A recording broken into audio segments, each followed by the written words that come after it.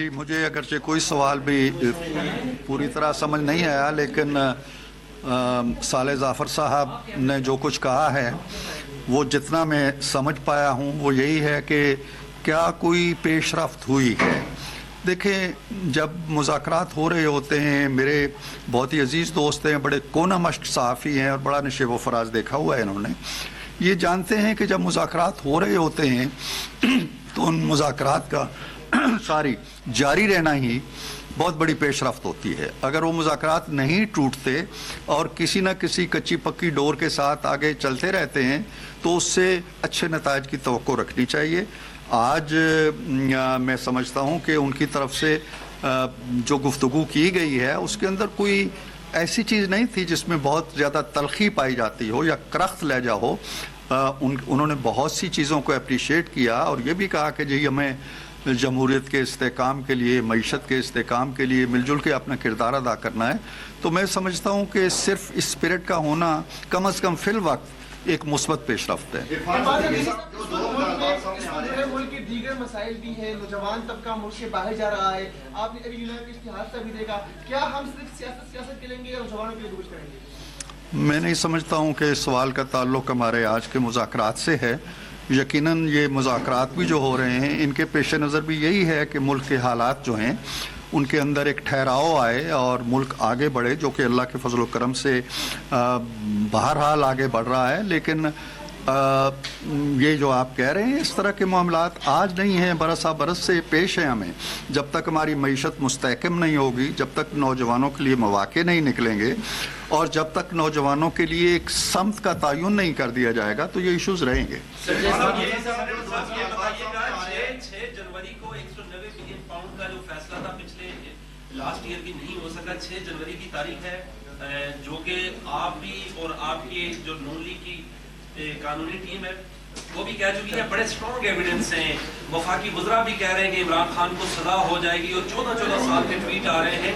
تو اگر سزا ہو جاتی ہے منڈے کو تو مذاکرات سمجھ تو کچھ بیک فٹ پہ تو نہیں چلے جائے گا یہ سب؟ دیکھیں، ہم پہلی جو ہماری میٹنگ تھی اس میں ہم نے چند چیزیں طے کی تھی آپس میں۔ ایک یہ کہ جو باہر کے عوامل ہیں، باہر کے معاملات ہیں، باہر کی تبدیلیاں ہیں، چاہے وہ مقدمات ہیں، چاہے ان کے فیصلے ہیں، چاہے وہ سزائیں ہیں، چاہے وہ بریت ہے، چاہے وہ کسی کا بیان ہے، چاہے وہ کسی کا ٹاک شو ہے، ہم ان چیزوں کو اہمیت نہیں دیں گے۔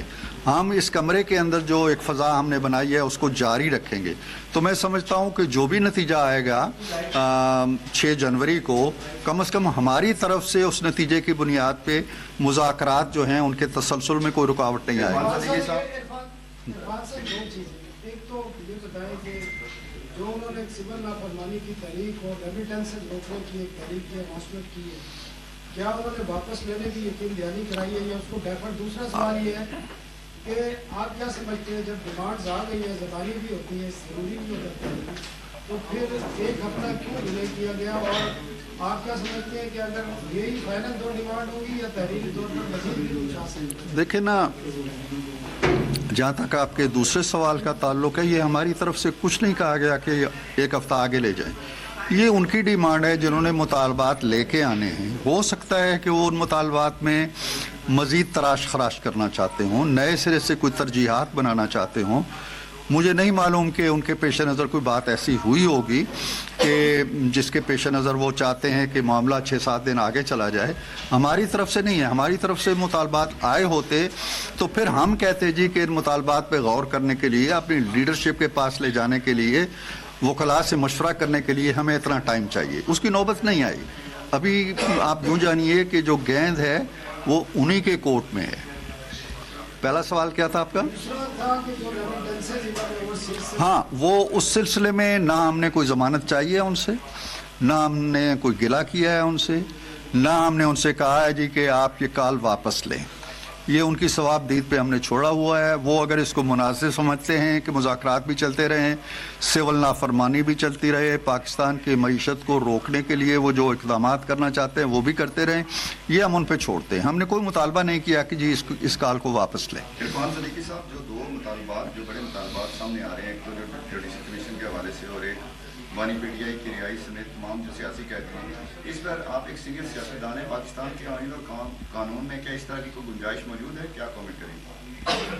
देखिए, मुतालबात आने के बाद हम यकीनन देखेंगे, लेकिन आप अगर चाहते हैं कि मैं कमेटी के रुकन से हट के आपने सियासत का जिक्र किया, हमें ये देखना होगा कि क्या पाकिस्तान की हिस्ट्री में ऐसा हुआ है कि किसी एग्जीक्यूटिव आर्डर से कैदियों की सज़ाएं ख़त्म हुई हों। हमारे यहाँ मुझे कम से कम ऐसा कोई वाक़या याद नहीं आता है।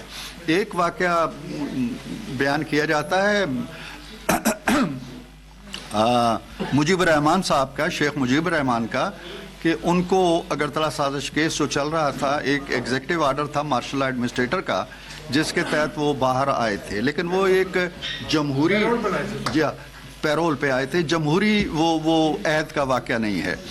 दूसरी बात ये है कि हम कानूनी मुशावरत करेंगे इस मुतालबे पे कि हुकूमत क्या कर सकती है। मैंने कम से कम अपनी ज़ाती तौर पे मैं बता दूं कि मैंने पहली मीटिंग में भी उनसे कहा था कि जी आप 3.25 साल आपकी हुकूमत रही है, आप हुकूमत के असरार और रमूज़ को भी बहुत अच्छी तरह जानते हैं, और डार साहब से लेके और मुझसे लेके और राना साहब से लेके जितनी सफ़ बैठी हुई थी, ये सब की सब जेलों में रही है उस दौरान।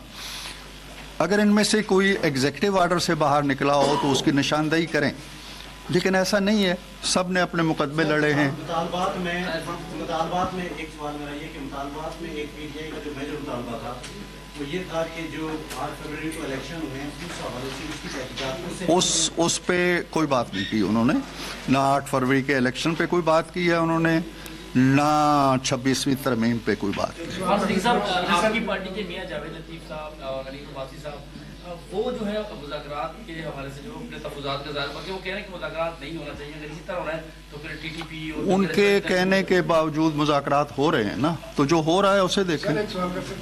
सर एक सवाल सर ये बताइए कि क्या बतौर हुकूमत आप इमरान को पैरोल पर रिहा करके मुज़ाकरात में शामिल करने की तजवीज़ का जायज़ा लेने के लिए तैयार हैं?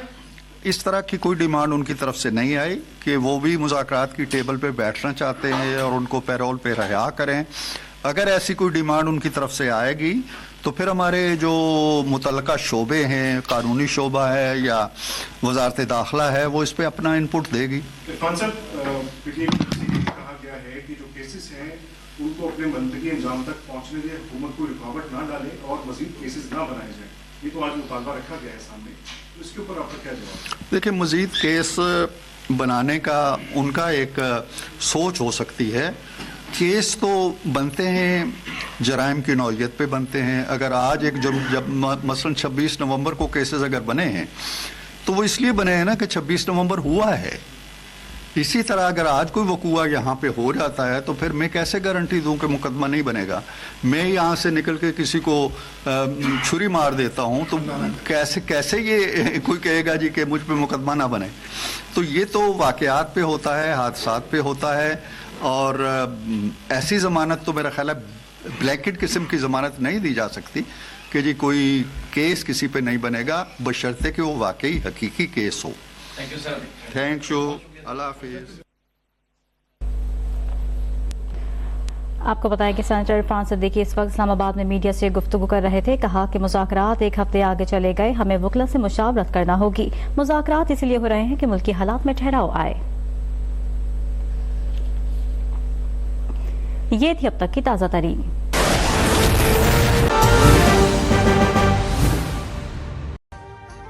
अभी सब्सक्राइब करें ताकि कोई खबर रह न जाए।